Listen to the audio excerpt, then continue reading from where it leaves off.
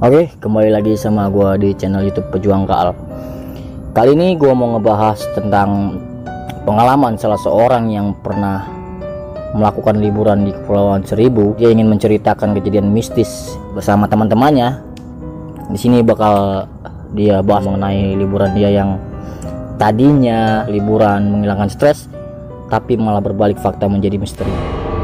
Sebelum dilanjut, buat kalian yang belum subscribe, jangan lupa subscribe, like, dan share video ini biar tetap percaya.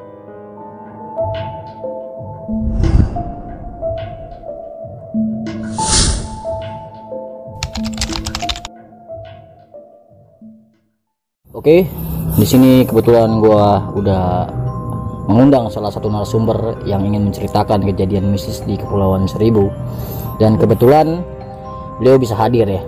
Buat gimana nih, gue manggil apa nih, Bang, Om, atau Mas? Biar enak Bung aja sih mungkin. Oke, Bung aja ya kan, panggilannya Bung aja ya. Iya. Bung siapa nih? Bung Rizky. Bung Rizky ya. Oh. Oke. Ya, sebelum dilanjut nih Bung Rizky punya channel YouTube kah atau punya apa gitu, biar para pencinta channel YouTube Pejuang Kaal tuh tahu Bung Rizky ini orangnya gimana gitu loh. Paling buat perkenalan, sekedar info, gue Rizky. Kalau misalnya buat mengetahui lebih lanjut gimana gue, mungkin ada di Instagram ya Bung ya. Instagramnya apa tuh? @_RZKaditya. Ada fotonya di situ, display picture-nya. Kalau di zoom bacanya menghubungkan, di follow aja. Oke, buat kalian yang penasaran sama Bung Rizky, kalian bisa follow Instagramnya. Di sini gue bakal ngelanjutin lagi ya. Buat Bung Rizky ya. Ya. Jadi itu ceritanya gimana tuh Bung? Kejadian hal mistis apa yang pernah lu rasain waktu lu sama teman-teman lu di Kepulauan Seribu tuh? Itu yang tadi gue cerita sedikit sharing sebelum video ini. Mungkin di sini bakal gue ceritain lebih detail ya tentang pengalaman gue. Memang gue dapet channel YouTube ini dari temen gue, dan gue coba cari tahu, dan menarik menurut gue juga di channel video ini. Makanya gue coba buat ceritain nih apa aja pengalaman gue yang memang gue pernah salah satu ke Pulau Seribu itu dulu. Salah satu pulaunya itu pernah gue datengin bersama teman-teman gue, dan gue ngalamin hal yang memang mungkin teman-teman lain nggak dapetin Bung di sana. Mungkin awal sedikit gue cerita ya, karena awal itu teman-teman gue biasalah dari kegiatan pramuka nih. Dulu gue zaman sekolah sering hangout bareng, camping bareng. Ya paling dulu kisaran 2017-2018 itu gue pernah sama teman-teman gue mutusin buat camping ceria di salah satu sebuah pulau di Kepulauan Seribu. Dan akhirnya gue lupa inget kalau buat tanggalnya ya Bung. Kalau buat tanggal itu kisaran bulan-bulan Februari itu, bulan-bulan Februari yang memang itu diagendakan Jumat Sabtu Minggu. Dan gue berangkat, memang angkanya sebenarnya nggak boleh nih kalau misalnya kita buat para pendaki atau buat para apa, angka-angka ganjil 13. Dan akhirnya gue ngumpul. Oke, singkat cerita, kita udah ngumpul, kita udah beri perlengkapan, semua udah siap, kita berangkat subuh, dan itu nggak ada yang ketinggalan sama sekali. Sampai di sana kita itu jam 6. Biasa kan kalau itu kita ngantri dulu ya, di tiket dulu. Dan di situ gue BT-nya nunggu kapal sebenarnya Bung. Kapal tuh di situ kan berangkat jam 9 jam 10. Akhirnya gue sampai sana siang lah. Sampainya gue di suatu pulau transit nih ya, gue ngerasa udah ada yang ganjil. Memang gue ngerasa kayak entah ada yang kurang, memang entah ada yang apa. Nah teman-teman gue juga pun nggak, ada beberapa yang nyadar, terutama ada temen gue si Gondrong tuh waktu itu. Gue jalan, nah kita di situ nyewa kapal kecil kan, sama nelayan situ. Sampailah kita di pulau tujuan. Kita turun itu keadaan udah sore Bung, udah jam 3 jam 4 lah udah. Nah itu awal gue datang itu ada yang namanya Gapura Selamat Datang, dan itu kondisinya di sana nggak ngerti memang gue dia hancur karena ombak atau memang kelihatannya sudah terbengkalai lama, nggak pernah diurus. Dan waktu gue datang itu ada sebuah podium besar yang memang disahkannya pulau itu. Tapi kalau gue tanya ke penjaga pulau itu tuh, pulau itu ditinggalin dari 1980 Bung. 1980 ya? 1980. Dan di belakang podium itu ada resort, dan memang ada kolam berenang outdoor, dan itu isinya udah kacau lah. Kalau gue bilang airnya udah hijau, udah lumut semua. Ada 3 kolam, dan itu kolamnya yang satu kering, yang satu airnya hijau. Dan jalan beberapa meter itu ada sekitar 20-25 homestay yang memang dekat resort tersebut ya. 25 homestay. Di depannya itu ada 2 kamar mandi, yang memang kamar mandinya nggak ada airnya bu. Iya. Kalau gue bertanya di situ gimana kita mau dapetin air tawar, ya mereka jawab cuman ada satu sumur di tengah hutan, itu bener-bener sumur udah peninggalan udah lama yang memang digunain buat wisatawan buat bilas biasanya habis mandi. Bocah gue euforia nih, namanya baru habis liburan kan, liburan segala macem, euforianya dapet. Ada yang ke dermaga, dia ada yang coba buat siwes tuh. Kalau anak-anak zaman sekolah dulu kan nyuci celana lepis di laut, warnanya berubah buat nongkrong-nongkrong biasanya. Dan hal-hal ganjil model kayak gitu tuh awalnya gue dapetin di malam-malam pertama sih. Di malam-malam pertama kenapa? Temen gue ngeliat yang memang homestay itu udah terbengkalai bung. Yang namanya terbengkalai kan nggak pernah diurus Udah dong. kosong lah ya, udah kosong. Udah kosong. Dia ngeliat di salah satu homestay itu ada satu rumah yang nyala kamarnya, lampu kamarnya. Ada isinya nggak? Kalau buat isi memang nih, sorry nih bangun maksud gua. Kalau gue cerita ya, itu isi udah ditinggalin dari 1980. Dan dia ngelihat kok nyala kata dia, sedangkan itu udah terbengkalai. Siapa yang di dalam? Di malam pertama, gue sempat komen sama temen gue karena gue dari pagi kan juga belum makan kan ya. Gue bilang tuh, kejadian pertama itu Indomie gue hilang sekerdus bung. Indomie gue hilang sekerdus. Karena semua gue udah persiapin mulai dari otak-otak, nugget, Indomie, nasi, semua perbekalan, beras, gue udah packing semua dengan baik. Temen gue juga bawa di beberapa carrier, memang udah full. Ya termasuk kenakalan lah. Ya bung paham mungkin zaman sekolah kan. Itu gue ngerasain di situ Indomie hilang pasca gerimis gede mau aja maghrib. Situ gue udah mulai curiga karena dari sore gue udah minta sama teman gue cewek. Gue bilang tolong dong bro, gue bilang namanya gue lapar kan ya, masakin gue Indomie dong. Gue bilang gue masang tenda nih, gue gituin. Kata dia ntar aja kita sekalian makan bareng-bareng. Oke, gue bilang. Sampai maghrib tuh gerimis dari jam 5. Gerimis sudah mendung, udah nggak ada matahari, angin juga kencang banget namanya angin laut. Sampai situ baru sadar gue ketika temen gue bilang, lu jadi masak mie nggak? Sini gue masakin sekalian. Gue cari tuh nggak nemu, gue pikir keselip. Coba gue buat rapihin sama teman-teman gue yang memang kondisinya di situ hujan dan hari makin gelap kan. Oke, nggak nemu juga. Ternyata kita ngalamin suatu kejanggalan nih, karena di pulau itu cuman ada 3 dermaga dan memang cuma ada 3 kelompok bung. Kebetulan kelompok gue paling banyak dengan jumlah ganjil. Karena sorenya itu di sekitar pulau ada salah satu penunggu pulaunya yang memang bersih-bersih ya. Di situ menjaga pulau. Dia bilang, dari mana mas? Ya gue bilang ya kita dari Jakarta. Gue bilang dari Jakarta. Dia sempat berbincang-bincang sedikit dan dia ngasih satu pesan, mas jangan pernah puterin pulau ini kalau nggak ada saya atau teman saya, dan jangan pernah jalan sendiri. Karena kita punya sumur ini ada di tengah hutan. Kata dia, kalau mas mau air tawar silakan ke tengah, tapi jangan sendiri, nanti kita kasih tahu. Oke. Itu cerita gue di hari pertama bu. Hilang, oke. Teman-teman gue coba ikhlas walaupun sebagian banyak yang sujud nih. Tapi sebelumnya gue mau tanya nih, dari Indomie yang hilang tuh emang sebelumnya lu cari atau teman-teman lu gitu? Siapa tahu ada yang salah bawa gitu dari kelompok lain begitu? Kalau buat Indomie sendiri gini bung, kita sampai di situ dan ngobrol sama yang pemilik kapal kecil ini.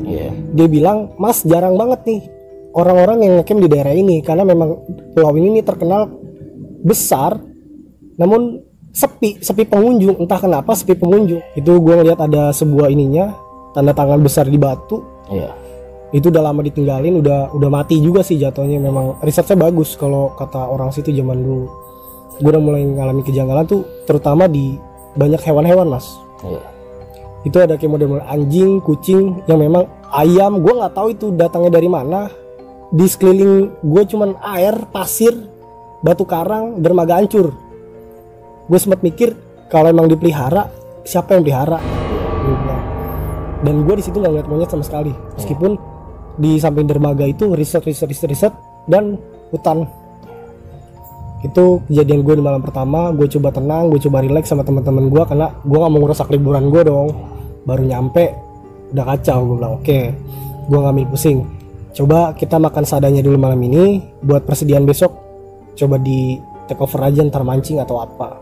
Oke lanjut, kita gelar tikar, tenda udah rapi, api unggun udah ada, hemok udah kepasang, gitaran. Biasalah anak-anak muda pada ngejamu. Dan di hari keduanya tuh bung, pagi. Nah gue dapet cerita di pagi. Ternyata temen gue semalam entah dia ngigo, entah dia ngeliat orang yang salah. Tenda gue berjejer gini kan, 1, 2, 3. Nah di sini kosong nih. Di tenda dari tenda yang sebelah sini ini, memang di situnya kan ilalang rada tinggi tuh di belakang. Buat jalan ke setapak ngambil ke dalam air tawar itu kan lumayan jauh dan memang batu-batu sama pohon-pohon pinus tuh Bung. Itu kan tajam-tajam ya. Nah itu katanya malam-malam dia ada yang coba buat ngelemparin tendanya dia. Entah dari mana, dan dia ngelihat salah satu orang temennya keluar dari tenda. Yang coba mendusin dan coba jalan, ditepok lah. Lu mau kemana? Gue mau kencing dulu sebentar. Setengah jam nggak balik, 2 jam nggak balik, dicek. Dia keluar, pas dia balik lagi ke tenda ternyata temennya tidur di sampingnya dia. Nah gue nggak tahu itu emang dia ngigo atau mendusin. Yang jelas itu kejanggalan di pagi pertama Bung. Lanjut, nah bener aja di pertengahan siang perbekalan kita habis, air kita habis, rokok kita habis, Indomie kita nggak tahu kemana, 1 kardus hilang. Itu kita mulai mikir gimana caranya kita bertahan hidup sampai besok kapal jemput untuk kita kembali. Oke, temen gua yang memang udah saving itu bawa 2 pancingan. Kita ke dermaga sebelah tengah karena kita kebagian di sebelah pinggir kan. Di tengah perjalanan kita mancing itu temen gue ngeliat menara di sana. Yang memang ketika gue tanya pada pas gue pulang sama si pemilik kapal kecil ini, si nelayan ini, pulau itu memang benar ditinggalin udah lama, udah keadaan hancur dan terbengkalai. Memang dulu pernah terjadi pasang surut ombak yang luar biasa di sana, badai. Udah hancur.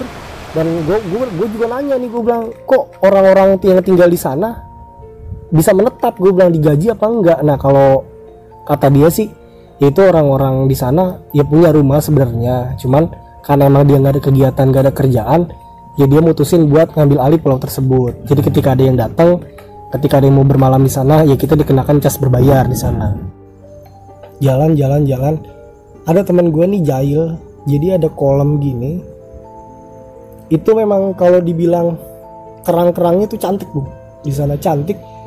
Coba diambil sama dia, dibuat mainan, dan ada beberapa yang dia suka, diambil sama dia dari situ. Diambil, pasca dia ngambil itu bener-bener tuh suasana udah beda di situ. Suasana beda, nggak lama kita ke dermaga, awan hitam mulai jalan cuma di pulau kita. Itu 1, 2 anginnya juga udah nggak beres, cuaca jadi redup gitu kan, redup. Kita paksain mancing, kita foto-foto untuk dokumentasi kita pribadi kan. Si penunggu pulau ini ada 3 orang yang memang mukanya mirip tiga-tiganya. Gua mau berangkat ke dermaga sebelah ujung sama teman-teman gua. Ini tenda gua ngeliat dia lagi nyapu, lagi bersih-bersih. Gua jalan di sana, gua mau sampai dermaga, itu ada kayak makam sama hutan lebat gitu, dan ada 1 homestay, hanya 1, dan dia keluar dari homestay sama anjing warna coklat. Gue sempet kaget, gue bilang, Pak, gue bilang, mau kemana dek? Kan tadi saya bilang mau mancing. Padahal sebelumnya lu udah pernah lihat tuh. Sebelumnya gue lihat, gue bilang itu yang gue bingung tuh, kok? Gue mikirnya gini nih, kenapa? Apa mungkin dia lewat jalan belakang lebih cepet, gue bilang, atau lewat jalan mana? Dan waktu pas gue mau ke dalam itu ngambil air di sumur, nggak ada jalan manapun, jalan bener-bener setapak, dan itu dia ngebersihin pakai arit. Dan memang hutannya hutan lebat di sana. Gue sempet bingung dan gue nanya sama beberapa teman gue, dia pun sama. Oh iya bro, kata dia, lu sadar nggak sih si penunggu pulau ini atau yang menjaga pulau ini, mereka kembar apa enggak sih? Oke. Gue jalan ke sana, salah satu temen indigo gua, dia tuh indigo, dia cuma bisa ngeliat tapi nggak berani buat interaksi, nggak kuat, belum kuat. Nah, belum kuat Bung. Dia coba bilang, gue lagi jalan berdua sama dia, gue ngerokok. Kok banyak banget anak-anak ya, kata dia. Masih gue dimin, gue masih ngerokok jalan. Loki, kata dia, lo di sono nggak? Dia manggil-manggil lo, lu mau ke sono nggak? Gak usah, gue bilang jalan-jalan aja, kita mau mancing, gue bilang, buat ntar malam kita nggak makan gitu. Oke. Ke dermaga, hari udah mulai mendung, dan kita balik dari dermaga itu udah maghrib tua Bung. Selesai ajan kita baru balik ke tenda. Padahal si penunggu pulau itu udah bilang, jangan pernah muterin dermaga kalau nggak ada saya atau sendirian, sedangkan kita jalannya itu berdua. Itu dari situ gue udah mulai ngerasa bener-bener janggal dan aneh. Gue bilang kenapa badan gue tuh berat di situ, berat banget, kayak ada yang gendong. Dan temen gue pun ngerasain kakinya dia tuh yang sebelah kiri kayak coba kram, dibilang kram enggak, kesemutan enggak, terus sampai jam 10 malam terus kayak gitu. Itu nggak ngerti apa karena apa. Sampailah kita di tenda pasca udah maghrib gelap, udah cuaca udah kacau deh, udah gerimis. Bakar-bakar lah kita. Berhubung di situ pohonnya rindang, kita masih kebantu sama pohon karena kan emang hujannya juga nggak lebat di sana kan. Gua sama bocah pure kaget karena sosok dia yang gue bilang tadi kembar. Dia pamit mau ke dalam, dia bilang dia mau bersih-bersih, besok pagi mungkin saya bersih-bersih lagi, saya kesini. Tiba-tiba ada yang muncul sama kayak dia pakai sarung, bawa senter, ngampirin teman-teman gue bilang, dalam hati gue mikir, Lau tadi katanya mau ke dalam bos, kok tiba-tiba Lau di sini? Dan ternyata dia bilang mengatakan dia orang yang berbeda. Gue bilang dengan mimik wajah yang sama, gue bilang kok bisa? Di situ gue bilang, oke lanjut, gue nggak heroin sama sekali. Bakar kelar, kita bakar ikan yang kita dapat. Nggak lama, ada satu tenda, 2-3 tenda deh, satu kelompok itu coba gabung di kita. Coba gabung sama tenda kita tanya, dia cuma berisikan 6 orang. Saya coba ngobrol, kenapa pindah bang? Di sono nggak kondusif bang, kata dia. Gue di sono benar-benar deket kuburan, kata dia. Dan pohonnya tuh beda, kata dia di sono. Gue udah semalaman di sana kapok tuh. Dulu saya, maaf ya bung, kalau buat cerita ini ya.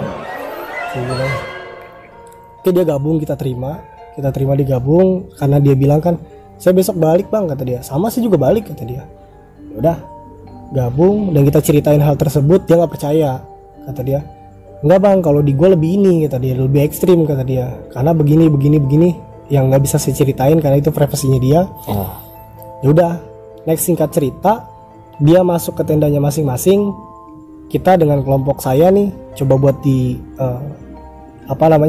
alas masing-masing, di karpet masing-masing, coba buat ya have fun lagi lah, semalam lagi bro, ya kan, semalam lagi enak-enak suasana. Itu bulan tiba-tiba lagi terang, yang tadinya mendung gerimis, udah kisaran waktu 1:30 malam, lagi asik-asiknya saya tiduran bu di sebuah matras yang memang empuk lah kalau saya bilang, karena teman-teman saya tuh kalau buat liburan, apalagi yang cewek-cewek, ada cewek 3 orang ya, dia bawa bantal, dia bawa ini udah diedit sama dia lah, udah ada persiapan lah ya, senyaman mungkin kan. Saya tiduran di situ, sebelah saya teman saya yang indigo nih. Nah itu full tiduran, ada yang main gitar, ada yang di hemok, ya kan. Saya ngadep ke atas, saya bilang oke. Saya sambil ngerokok, saya duduk. Waktu saya mau buka HP, dan di situ kan saya kehabisan baterai juga, karena emang nggak ada stop kontak, nggak ada apa, powerbank pun habis. Tiba-tiba gerimis. Saya pikir dong, ya udah, mungkin mau hujan. Saya ingetin teman saya, bro, dia bilang, itu tenda atasnya pasang dulu, ini mau hujan. Nggak turun lagi. Gerimisnya hanya di area saya sama di teman saya ini. Yang lain nggak ngerasain gerimis. Oke, saya coba positif. Ada titik merah 2 biji di atas kepala saya. Saya pikir positif, mungkin musang. Saya bilang musang biarin aja lah. Saya bilang kita nggak ganggu, kita di sini niat baik buat liburan. Saya cuma nyari spot foto buat Instagram. Saya bilang udah. Teman saya yang indigo ini emang kadang-kadang rese bu. Ya dia bilang, Ki, kata dia, jangan tiduran di situ, lu diliatin. Apaan sih? Sebelum gitu kan, jangan di situ. Jadi atasnya tempat dia nongkrong, coba lu geser dah.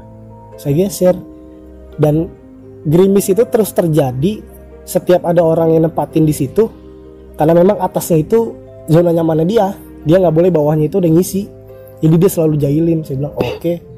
Saya bilang di situ baru saya cium baju saya lap gini, kok ini bukan air gerimisan, saya bilang, karena terkesan cair tapi lengket, itu baunya nggak karuan. Saya bilang malam saya lepas baju saya coba mandi lagi, udah saya coba minta temenin saya ke tengah hutan sama teman-teman saya berapa, ada 4 sampai 5 orang. Saya bilang, bro gue nggak beres nih, gue bilang harus gue cuci buru-buru karena besok kita pulang, gue gituin kan.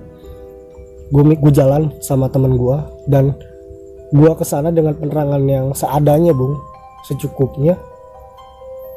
Itu gue ngeliat memang tempat itu kayak suatu tempat tragedi atau peristiwa, karena ada beberapa kontrakan atau rumah di sana yang memang hangus terbakar, dan ada beberapa juga kilang-kilang pabrik itu bekas minyak itu hangus di sana, di pulau itu tuh. di pulau itu. Dan itu satu-satunya sumur di tengah hutan, satu-satunya sumur yang memang keesokan paginya masuk ke hari ketiga gue mau balik, teman-teman gue coba buat beraniin diri masuk ke sana untuk mandi, untuk bilas, karena kan 2 hari dia kena air asin mulu. Dan bener, gue ngeliat waktu ada matahari itu tuh pure bener-bener kebakar semua, hangus, dan gak ada jalan. Ya bener-bener kita dibukain jalan sama si penunggu itu paginya, si penjaga pulau, lewat sini aja kata dia, karena kalau lewat situ dia sih ngomongnya banyak yang tajam-tajam. Cuman gue nggak tahu apakah benar memang banyak yang tajam-tajam atau memang daerah tersebut nggak boleh dilewatin. Ya namanya kita tamu kan, kita coba ngerti. Oke, sampai di sana temen gue mandi segala macem, dan waktu gue ngevlog itu nanti kalau masih ada dokumentasinya mungkin bisa gue tampilin di channel YouTube Kaal ya, kalau memang masih ada. Tapi gue nggak janji juga di temen gue. Itu sengaja temen gue masuk ke dalam itu sama-sama rame-rame kita ngevlog untuk mandi, dan jumlahnya itu ada 17 orang dan kita hanya berangkat 13 orang. 17 orang, kita cuman 13 orang kita berangkat. Aslinya 13 tuh. Aslinya 13. Tapi yang itu ada 17. Di video itu 17. Di video itu 17. Karena nggak tahu itu dari mana. Coba nanti kalau emang masih ada, mungkin rezekinya Kaal kita tayangin sama-sama. Kalau emang nggak ada ya kita mohon maaf banget, karena emang videonya pun udah berapa tahun ke belakang. Oke. Udah nggak kita ini. Ya sebelum dilanjut, buat kalian yang belum subscribe channel YouTube Pejuang Kaal, jangan lupa kalian pencet tombol loncengnya dan jangan lupa like and share biar video channel YouTube Pejuang Kaal tetap berjalan. Oke, lanjut lagi Bang Rizky, gimana? Gue ngalami kejanggalan terakhir itu pas sesi gue mau balik.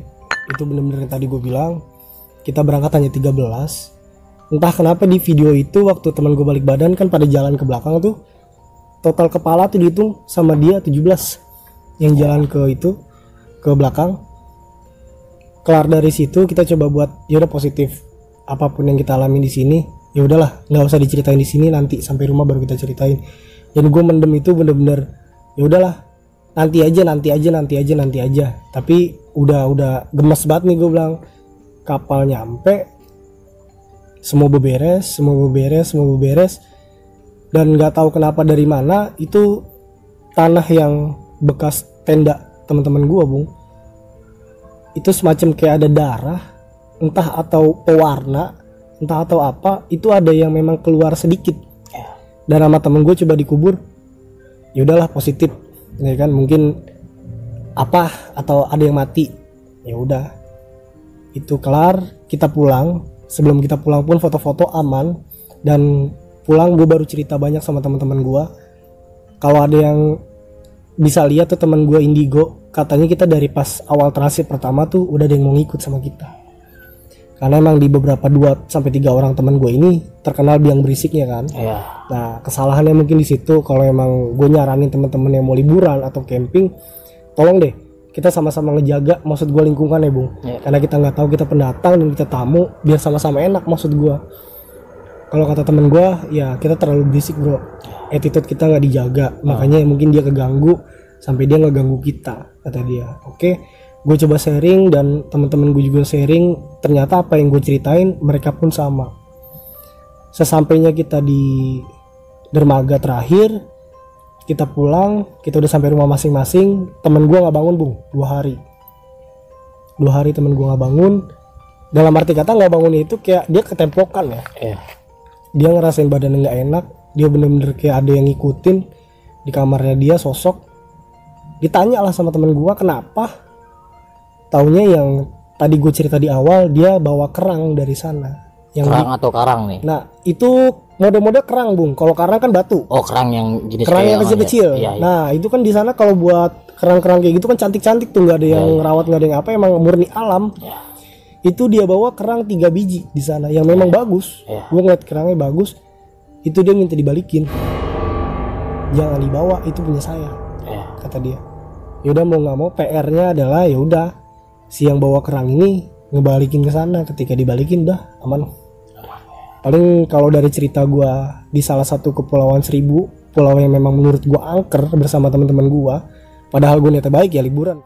Ya itulah ya barusan yang diceritain kejadian mistis Bung Rizky ya, pengalaman mistis bersama teman-temannya di salah satu kepulauan Seribu yang tadinya niatnya tujuan untuk liburan tapi malah berbalik menjadi hal-hal mistis ya. Dari cerita Bung Rizky ini adalah ada pesan moralnya ya buat kalian, mau kalian pecinta pulau atau pecinta gunung. Pesannya cuman ya yang tadi barusan dibilangin gitu, jaga sikap,